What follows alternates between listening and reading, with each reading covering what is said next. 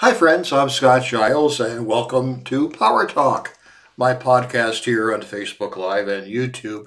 I cover topics related to hypno-coaching, the hypnotic arts and sciences generally, and spirituality. If you'd like to know more about my work, check out my website, which I'll tag at the end of this video. Today I want to talk about making relationships work, especially intimate relationships. Now, as I make this podcast, we are in the Yuletide season, and people are often getting together with family and extended family. Social pressures can be high, and the holidays seem to have a propensity for causing even the best relationships to misfire a bit. After all, we're getting together with family. Now, some families are wonderful, where everyone supports each other and things go well. If that describes your situation, good for you. I'm envious. But for a lot of people, family gatherings are fraught with problems. In my case, I simply avoid them because, at least on my maternal side, they frequently were painful. I come from a family where some people simply enjoy hurting others, and there's no other explanation for it. Murray Bowen, who kind of founded family therapy in the United States, would describe the family in a way that has always spoken to me. Now, I need to caution, I got this from one of Bowen's students. I've never been able to find it in print anywhere, so I suspect this may have been something he said over, a beer with his graduate students. But Bowen said the family is a seething cauldron of pathology, from which with a lifetime of effort, one might partially extricate oneself. Well, now I realize that's too broad a generalization, but you get the idea. Family stuff can be hard, and the holiday season involves families. But more than that, bad relationships are common, and good relationships are hard. Most of our romantic relationships end in something other than a permanent bond, and only a minority of those bonded relationships, for example, marriages, are happy and last. So thinking about how to make your close personal relationships work better is something that deserves attention. Now, I've done other videos on the things that I've learned, both inside and outside of the classroom, about what makes relationships work. I've talked about the 5 de-escalators, 5 simple behaviors you can do every day that will pull some of the stress out of any relationship. First, say hello when you arrive home or at the place where you're meeting your partner. Second, say goodbye when you depart home or depart the place where the other person is. Third, say good morning when you first see your significant other in the morning, your coworker or whatever. Fourth, say good night when you're signing off for the day. And fifth, say thank you when you notice that someone has done something for you, anything that makes your life even a little bit easier. I've talked about the work of Dr. John Gottman, who has done objective research, observing actual couples who were having disputes, and who created the concept of bids. A bid is a request for attention. It can be as simple as asking if a piece of clothing is flattering, or a request to take out the trash. Most bids are subtle, and you have to kind of look for them to see them. But once you get in the habit of seeing them, they become obvious. They're requests for an injection of positive energy into a relationship. And Gottman found that happy couples lean into each other's bids about 85% of the time. Unhappy couples do not. And I've talked about the enormous difference between expressing a complaint about another person's behavior. I feel hurt that you didn't take out the trash like you said you would, versus expressing contempt about the same thing. You are a lousy husband or wife because you didn't take out the trash. You never take out the trash. If you were a better husband, wife, or person, you would have done that. You're a lousy person. Specific complaints about specific behavior are okay, and any healthy relationship benefits from expressing and negotiating them.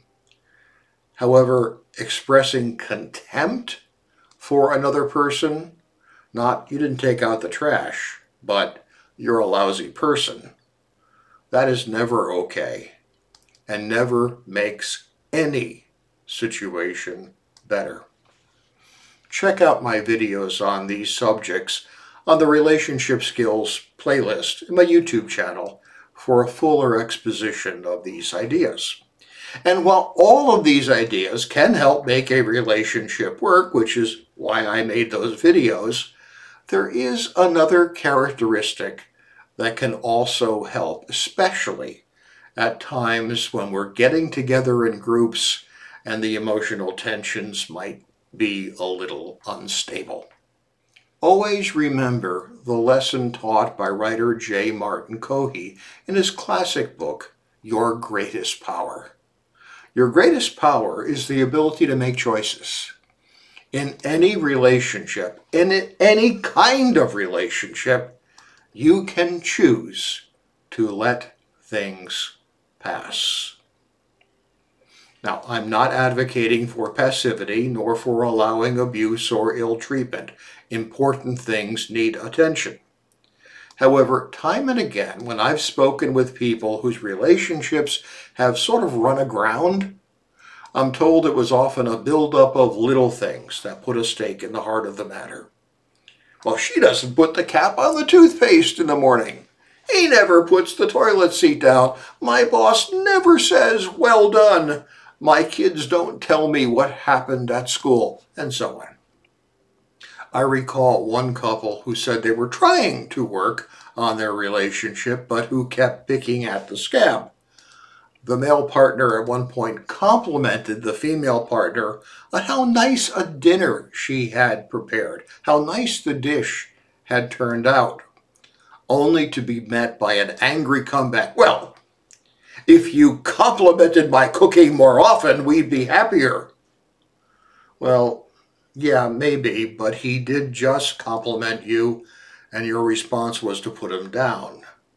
So why would you expect him to do more of that if his reward is to have his effort thrown back into his face? The late Supreme Court Justice Ruth Bader Ginsburg used to say how her mother gave her a bit of advice on her wedding day. In every marriage, her mother is reported to have said, it helps to be a little bit deaf. Now, what's meant by that is that no one has to go around rising to every little bit of bait, responding to every annoyance, being constantly on the lookout for every snide comment or insult. And if you do, you will likely perceive things that were never intended.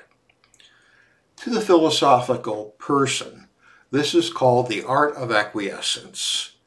This doesn't mean never standing up for yourself. Instead, it means knowing how to distinguish between what is important and what is not, and letting little things pass as unimportant.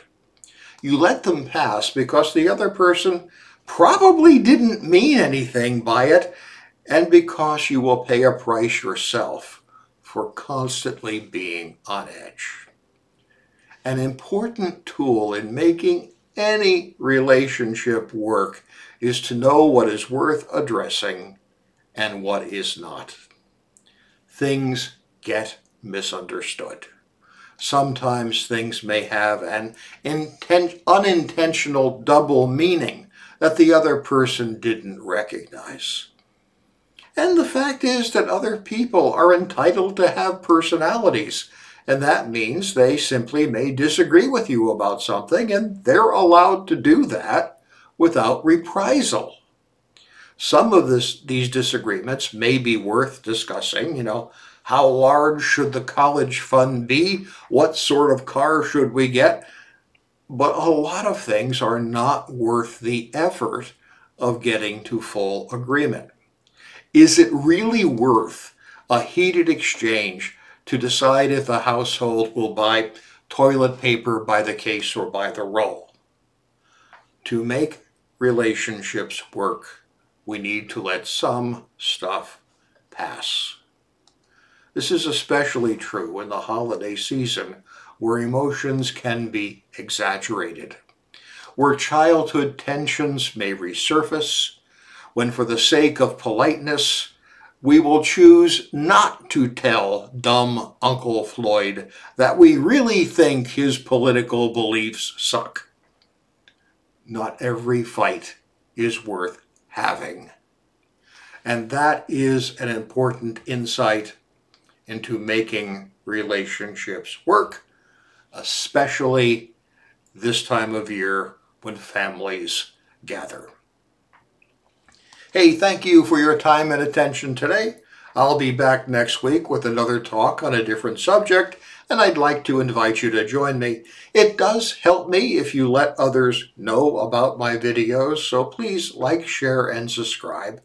And as always, if I can be of personal help to you, feel free to reach out through email, my website, or my Patreon channel. Stay well and stay safe.